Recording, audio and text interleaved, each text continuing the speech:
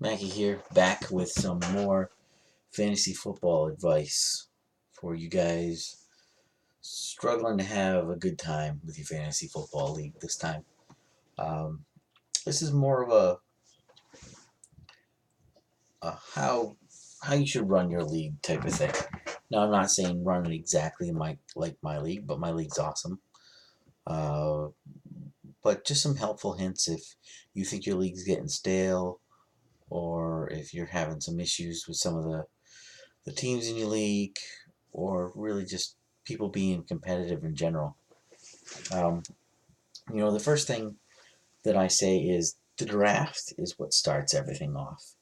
Do something fun, do something interesting with your draft. Um, Originally, what we did was the teams that don't make the playoffs get entered into a lottery for who gets the picks. That way, it takes away from tanking at the end of the season. You don't just finish last to get the first pick in the draft. There's a weighted lottery. You'll have the best chance to get the first pick in the draft, but you won't necessarily get it. Um, 3 years ago, we actually had a team that had the worst odds in the lottery. I think it was like a 1 in 40 chance of getting picked, number one pick, just like that. That's the fun part about the lottery. You never know. We've held a live lottery in person, and then we've used Facebook Live to just basically live stream the drawings of the picks. This year we actually did a little bit of a change because again, you don't want to do the same shtick over and over. You want your fantasy draft to be fun. So we decided what we were going to do was we were going to hold a fantasy football combine before our draft. On draft day, we actually went out as old men as we are. We ran a 40-yard dash. We did a passing um, drill. We did punt, pass, and kick. We actually kicked field goals. We ran an obstacle course. Really, really fun stuff. I think everybody had a great time with it. And it wasn't just, hey, first place gets first pick. It was first place gets first pick of where they'd like to pick. So I think the first person did choose one, but people were all over the map. I think second place chose fifth pick because they love drafting from the five spot. And he's actually in first place right now with the highest scoring team in the league. So it's really cool to give people not only a way to get a different pick than just how you finished in inverse or just random, because again, random kind of takes all the fun out of it. Let's earn it. Let's have a good time with it. The second thing is keepers. I think keepers are essential in a league that continues to renew over and over. Um, you know, we in my league set two keepers, and what we'll do is you have the option to keep one guy if that's what you want.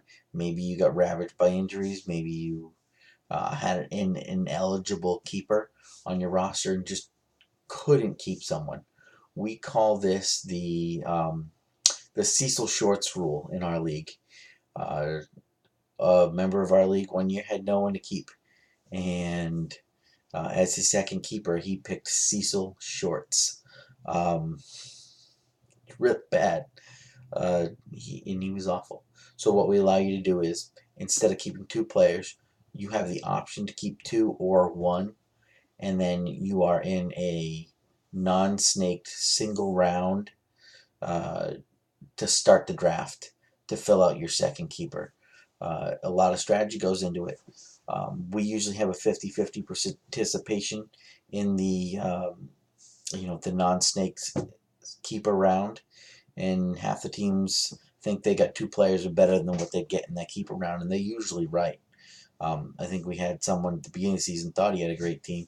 He kept David Johnson and Leonard Fournette, and now he's realizing one's hurt and one has a shitty quarterback. But he thought he had an awesome team, so he kept both, and you have that option. But then you got people like me, who I had backs that were good last year. I had Jordan Howard, I had LaShawn McCoy, um, but I only took one keeper, and instead I went and um, I drafted Christian McCaffrey in that round, uh, and he's been great for me this year. I'm glad I took him over McCoy or over Jordan Howard. I love Jordan Howard and McCoy week 6 when I'm posting this. Um, but I'm glad I did that one round. So that's really cool to have. The other thing with keepers are sometimes you get in a league with a bunch of homers, love their hometown team. So you can see I'm from Boston, so Pats fans all over the place. So Rob Gronkowski was someone you could never get because he was on a homers team. Well, not so fast because in our league, you're allowed to keep a player for 2 consecutive seasons. You can actually physically go in the draft and say, I'm keeping this guy. And once you've kept him twice, the following season, he gets dropped from your roster. Um, it creates a lot of fun at trade deadline time that season. So last year, Todd Gurley was one of my ineligible keepers. I'd had him for over 2 seasons. I kept him twice. I knew I had to get rid of him. So I ended up deciding that I would move him for Le'Veon Bell. This was last year, so I didn't know it was going to happen this year. But I moved Gurley for Le'Veon Bell at the end of the season because I needed to get something for him. Although I lost in the trade overall, it was either give up Todd Gurley and get Le'Veon Bell, or ride Todd Gurley, maybe win a championship and start the season with nobody. I'd have had to start the season with like LaShawn McCoy as my keeper, and it would have been bad. So the ineligible keepers make you think. It really does spice up trade deadline time. A lot of big names get moved every year because there's always 1 or 2 ineligible keepers that people are like, oh crap, I finally got to let this guy go. And it's a lot of fun. And even if they keep him through the end of the season, that is one guaranteed really great player in that draft that everybody has the opportunity to go ahead and go get. Um, you know, you have a legitimate prize for your league. My league that we have this lovely fantasy football championship belt, and every year, whoever's the champ gets their name put on it, so you can see it. You can see my name there, over and over, and then he'll yell at me if I don't do it. Our current champ, Scotty, has his name on it, and it's your name, it's your team name. It's something that we carry around. You see this in all my videos that I do with Scotty. He loves the font that he won this because he legitimately kicked ass and won this. And players in my league take great pride in actually winning.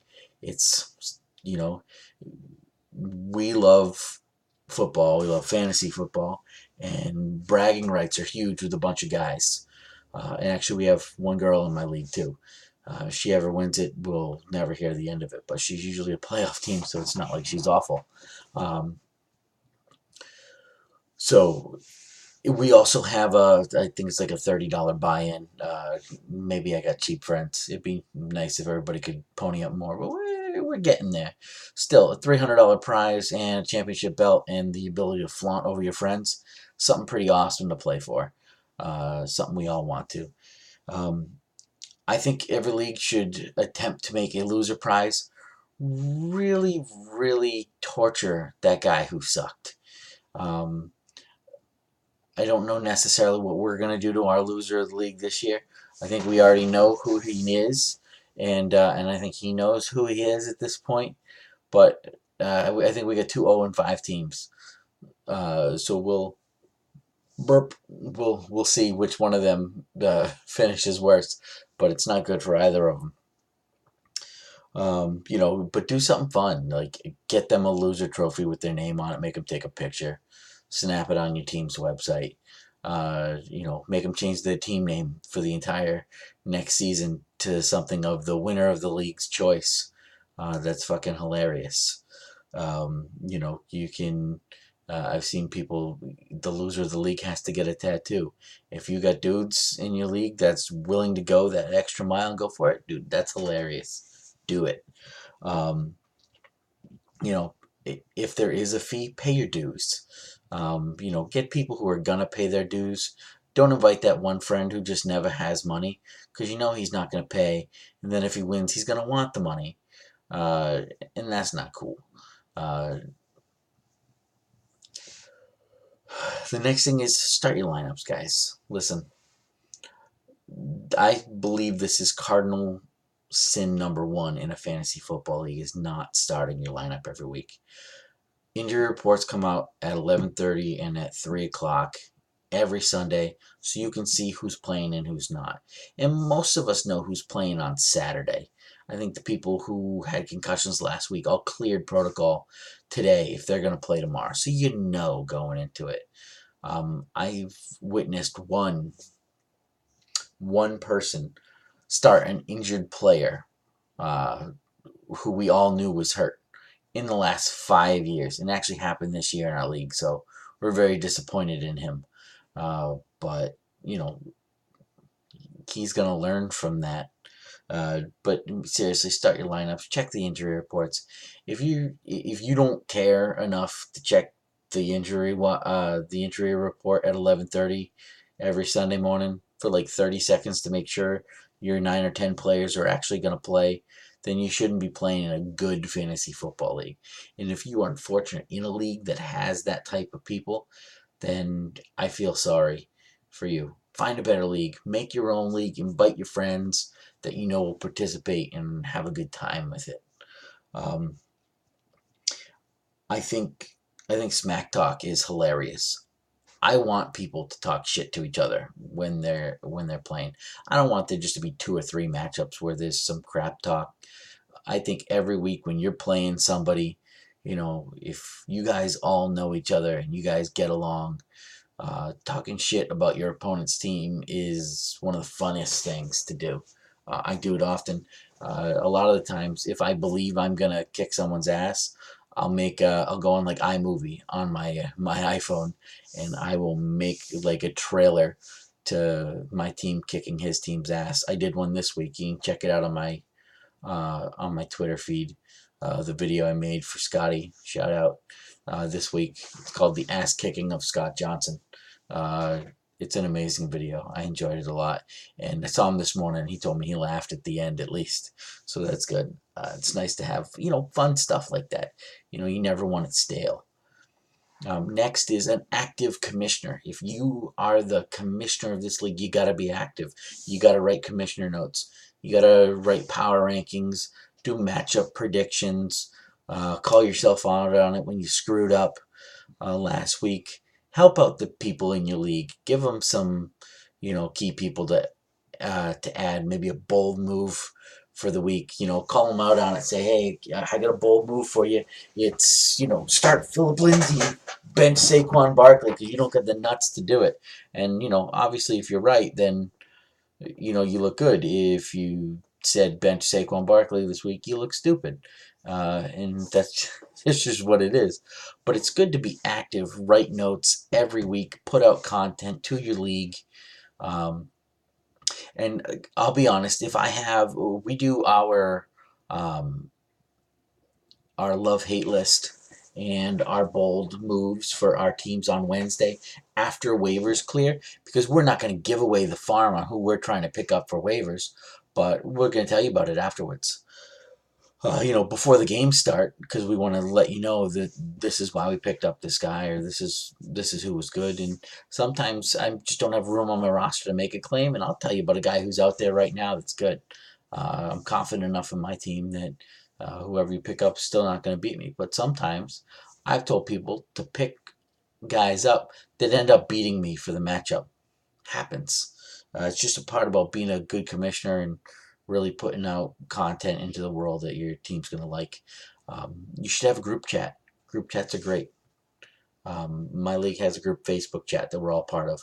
We send gifts. We laugh about the matchups. Someone gets hurt midweek, or someone who talked a bunch of shit's losing.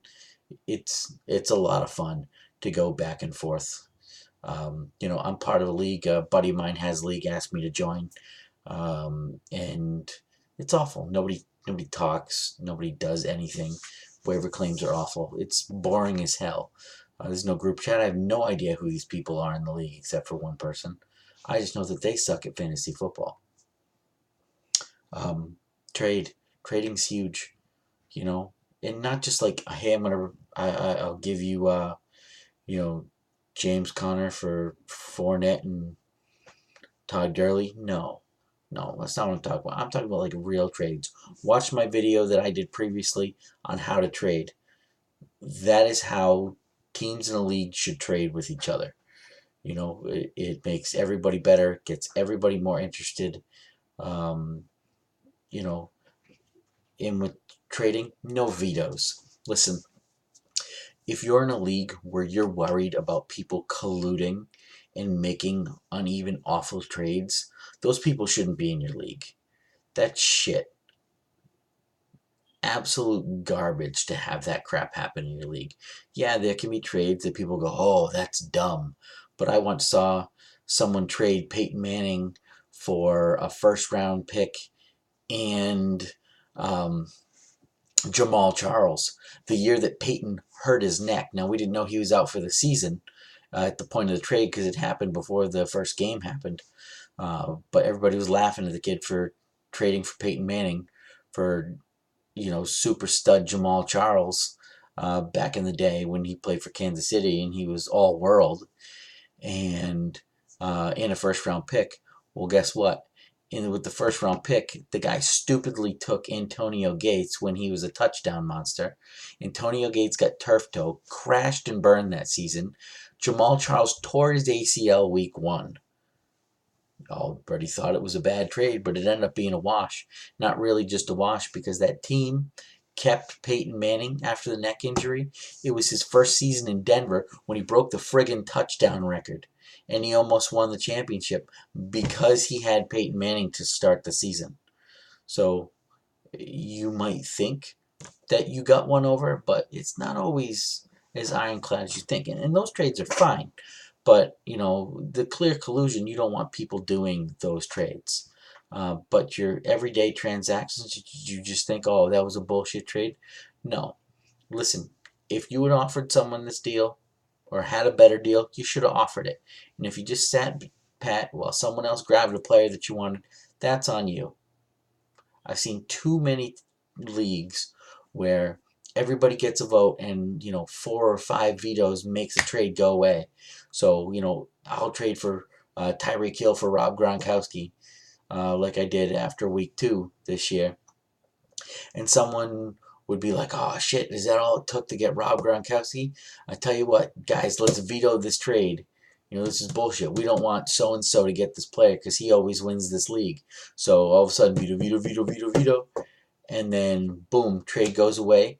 Next day, there's 5 trades for Rob Gronkowski. Someone's offering a wide receiver and a running back for him because now they know Gronkowski's price. That was at least Tyreek Hill. So they know if they give a better offer than Tyreek Hill, that they're going to get it.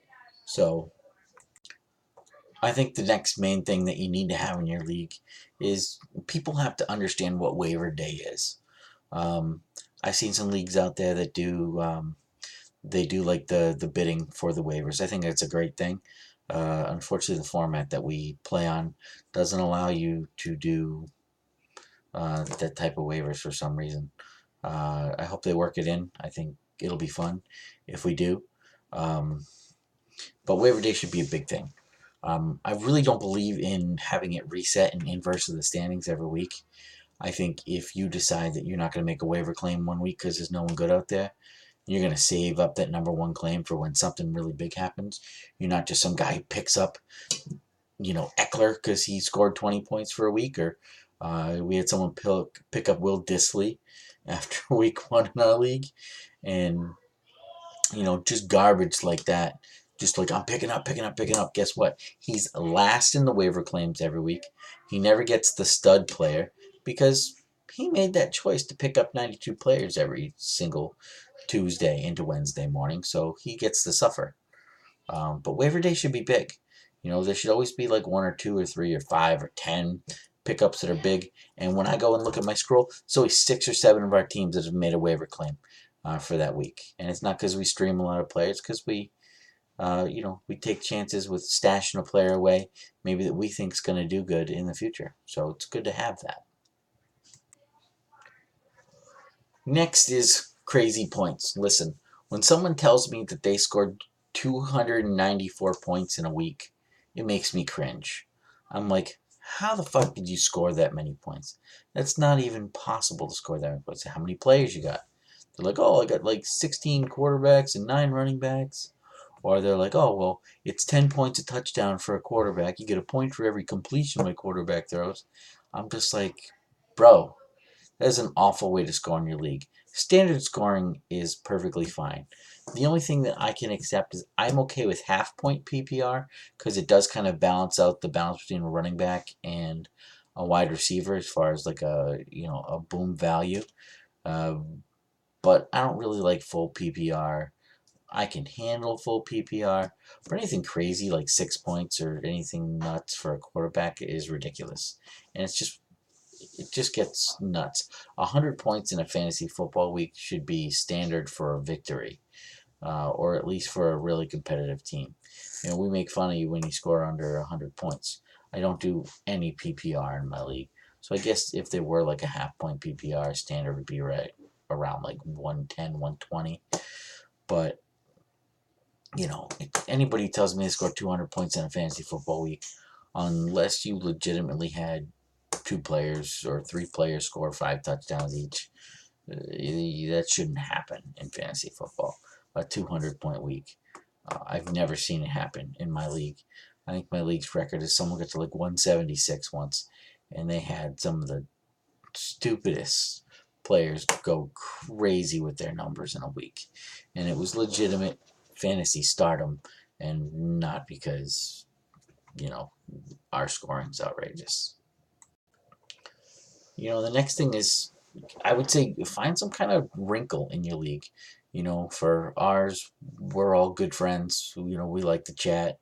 It's, we do our draft day fun, and I'm going to host an end of season party this week as well, so we can all kind of watch. And when I gotta stop my videos, but sometimes some shit goes on. But yeah, so I think we're gonna do a watch party for the last week of the season because I think it'll be fun for everybody to kind of experience the winning or losing of a championship together, and really rag on the dude who's losing, uh, and congratulate the actual champ when it actually happens. I usually make up a plaque for both competitors in the final. That way, I can slap the new the new plaque on the belt right there, award them their prize, and hopefully at the end it's me. Uh, but so those are just some helpful hints that I have of things you can do to kind of spice up your league. Really, the main ones are do something fun for the draft. Don't just make a randomized order from ESPN. That's boring as fuck. Talk with each other, have a group chat, trade.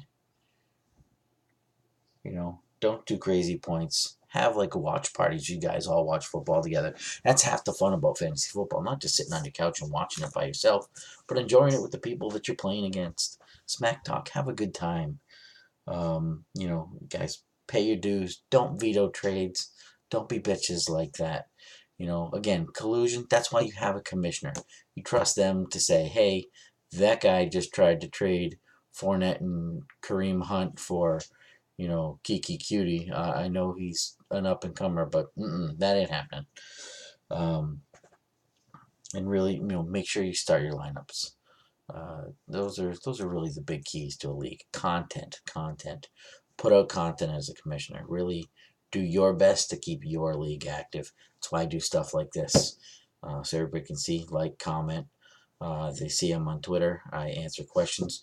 You guys can DM me your start-sit questions. I usually answer within a few minutes, so you don't have to worry about tweeting Matthew Berry and waiting 16 days for an answer. Matthew Berry's a dumbass.